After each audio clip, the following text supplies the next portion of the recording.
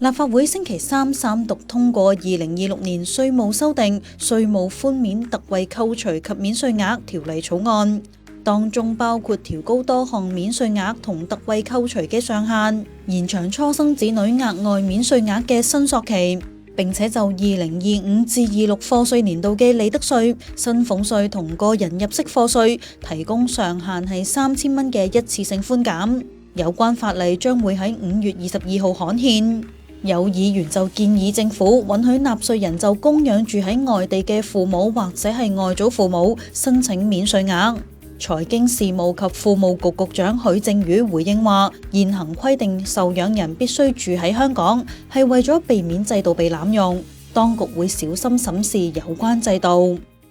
我哋明白越嚟越多嘅長者選擇喺內地城市，尤其係大灣區安老。但同一時間，如果納稅人可以就居於香港以外嘅受供養父母或者祖父母申請免稅額，咁當中可能牽涉嘅就係要核實納稅人同佢哋嘅關係，納稅人有冇供養後受養人，以及受養人嗰個在生嘅情況等等。咁呢啲都會係一啲嘅考慮。